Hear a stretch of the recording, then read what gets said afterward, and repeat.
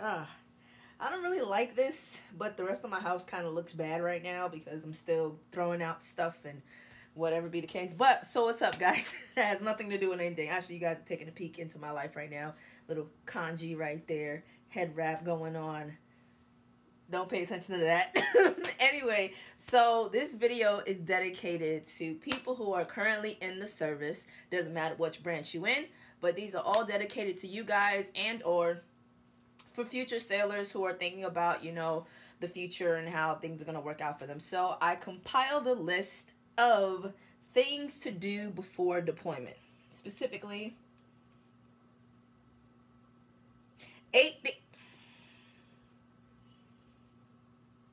7 things to do before deployment. Yes, 7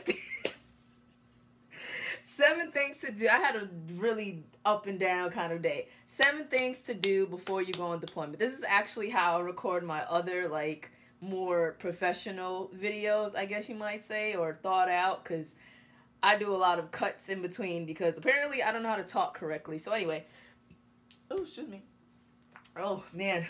Oh, my chest. Okay, so anyway, first things first, you want to make sure that you do before you go on deployment is contact your bank and let them know that you are going on deployment.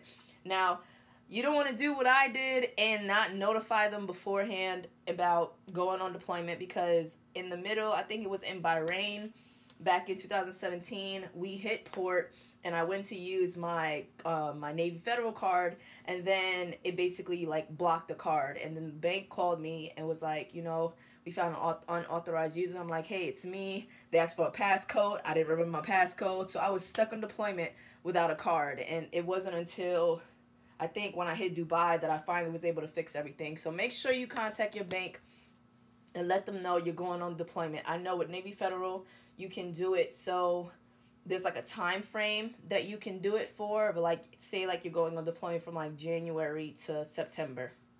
That's a really long time to go on deployment. But anyway, I hope that doesn't happen to you guys. But yeah, just in case, keep that in mind whenever you go. Tell them that you're going overseas and things like that.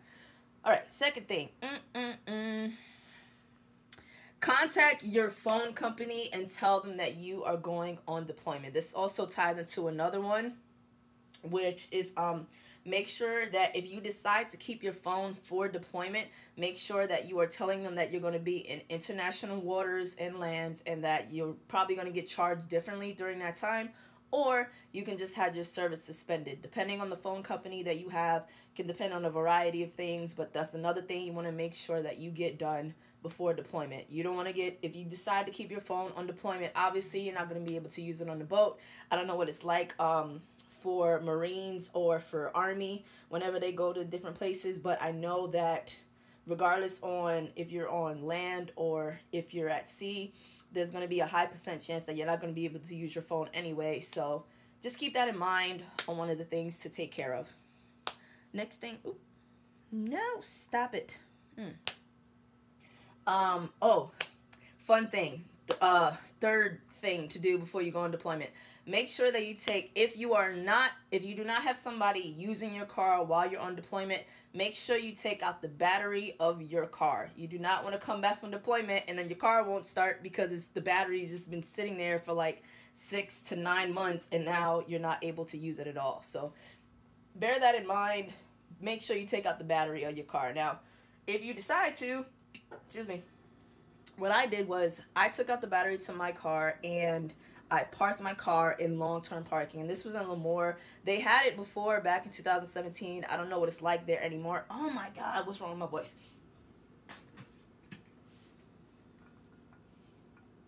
Intermission. Oh, okay. Oh my God. Oh. I didn't take my flu shot yet, but anyway. So in Lemoore, they actually have long-term parking. I don't know if they do it anymore, but park my car on long-term parking. I think I had to pay for it. I don't remember, but you basically take out your battery because you want to make sure that your car's going to start when you get off of deployment. Ooh, number 1, 2. All right, number 4. Now this is an unspoken rule and an unspoken truth that a lot of service members sadly do not get told this, but make sure that you have a will. okay? I made sure that I had my will back in 2000, like 2 years before I even went on deployment, because you never know. The thing about a lot of service members is that anything can happen to us, especially when we go out on deployment. You know, mishaps happen, situations happen, and it's a sad truth, but nobody takes into account the longevity of how that can affect you, your future properties, your children, your, you know, your personal items, all of that stuff. Make sure that you have a will, okay? Under SGLI, what is it, $30 a month, we pay for life insurance, and it's a claim, at least of $400,000 of life insurance or something like that. But it's one thing to really keep in mind, that money has to, like, okay, I'm not going to give you guys this information, but the SGLI and the will can kind of like tie in together, okay? That's one of the things that we have to look out for with us as service members, because anything and everything can happen, even if it's just an accident, a car accident, you know, God forbid, you know, I lost someone to a car accident while in the service. It happens. So just bear that in mind. Make sure that you get a will. All right, number 1, 2. All right, 5. Now, this is going to tie into the will portion, because this is also an unspoken what's the word I'm looking for? An unspoken truth about being in the service, okay? When you get a will, or whenever you decide to go through any type of legality and stuff like that in terms of papers, know the difference. Get a power of attorney, but no big B-U-T, but know the difference between a general and a special power of attorney. There are 2 different types of power of attorneys, and it's either special or specific. It's something with an S. But a general means that they have complete control over everything that is in your name. So say, for instance, I buy a house and I have a car. I get married, and hypothetically speaking, this has happened to a few people that I know. Hypothetically speaking, you get married, you have a house, you have a car, you have a dog, you have a child. While in the middle of deployment, say something happens between the 2 of you and you have like this really big fight or whatever, boom, they decide to leave you, and you gave them a general power of attorney. That means that they can take everything you have, completely wipe out your bank account, and you have nothing. You do not want that, okay? You do not want that. Now, I'm not going to sit here and say I'm giving legal advice, because I'm the last person that should be giving legal advice whatsoever. But what I will say is that make sure that you know the difference in what type of power you want to give someone, regardless of whether or not it's your spouse, your family, your grandparents, your siblings. Make sure that you know. Make sure you know what specifically you are giving them power to, because nobody likes to talk about this, because this is one of those situations that happens where people get their bank account cleaned out because the significant other was cheating, or that person was cheating, or whatever be the case. All their money gone. You don't want that, okay? I can't express the amount of stress that we deal with on deployment alone, with work, with people at work, to then have to deal with circumstances that we have no control over back at home, including power of attorney situations, okay? I had my own situation happen to that last year, and it was a pain, okay? It was definitely a pain, and I would not recommend it to anybody. So make sure that you give someone a power of attorney, but make sure that you are specific about the power of attorney. Now, next one. I keep, like, oh my gosh, 1, 2, 3, 4, 5, 6. Okay, 6th one. Okay, number 6. Make sure you bring cash on deployment. Everybody knows that Dave Ramsey, he said it himself, cash is king and credit is dumb. Therefore, make sure that you have cash with you on deployment. It might not mean a lot in terms of when you go to purchase things in other countries, obviously, because it's a U.S. currency, vice whatever currency you have.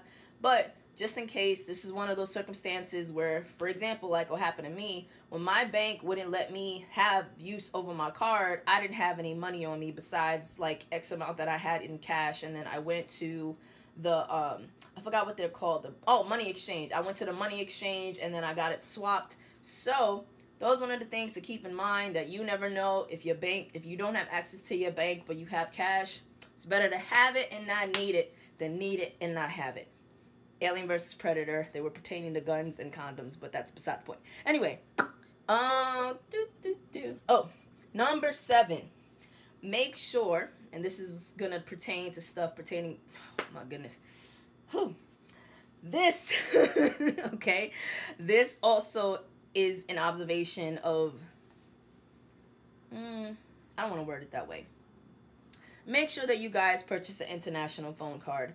Yes, when you go, specifically with Navy and Marine personnel, everybody knows that you can go to the ship store, specifically on a carrier, as far as I know. You can go to a ship store and go purchase a phone card, because I specified before in my other video that when you're on deployment, you don't have access to regular phone lines, so you have to like use the original payphone like style. And when you use the payphone, obviously you have to use the international phone card, because you're not going to be able to just put in a quarter and just go to any landline or whatever. Like, you have to purchase an international phone card. They're going to have it in the ship store, but make sure that you just have your own just in case, okay? And bonus tip. Okay. Make sure, if you do not have family members that is using your crap, I'm not going to say the other word. If you don't have family members using your crap, cancel your streaming services for that month. Unless, I will say this, unless you, say for instance, you have Netflix. I think you have access to certain episodes and movies for like a week or a month or something like that. I think with Spotify, I think you have access to stuff within 30 days or something like that. But if you have the capability of canceling a streaming service, do it, okay? There's really no need to have a lot of streaming stuff if you're on the boat, because, one, there's no such thing as Wi-Fi on the boat, okay? So you're not going to be able to have internet access like that unless you hit port. And the way that Big Navy and just the military right now is in general about deployments is that they're trying to extend deployments with shorter port calls, which means that there's a chance that you're going to be out at sea for more than 30 days, which is the minimum I think it is to try to, I guess, refresh your streaming stuff specifically. So that's something to really just bear in mind. Personally speaking, you guys saw this in my other sailor vlog video, is that I actually brought it with me on deployment. I have a stack, like 2 of these volume books full of DVDs and games, and that did me no wrong. I know that there's ways that people like exchange movies and stuff on deployment because we don't have access to everything, but still. And then the ship store also has DVDs and stuff, but not everybody has access to that stuff. So still, that's the point. I went on a complete tangent. Anyway, make sure that you guys cancel your streaming services before you go on deployment, if you want to. You don't have to. Hey, don't take my advice. If you didn't want to take my advice, then you never should have watched the video in the first place. But anyway, that's my advice, okay? And besides, save $13 a month. $13 can go a long way when you really think about it. But anyway, thank you guys for watching this video. Thank you for listening to my tangents. If you like it, like the video. If you agree with what I said, or you have an additional additional information to give out to people who haven't been on deployment, and you just learn whatever lessons that you did when you went, put it in the comments below. Make sure you hit that subscribe button and that bell notification button so you guys can know when I'm coming out with the next video. Okay, that's it. Bye. Deuces.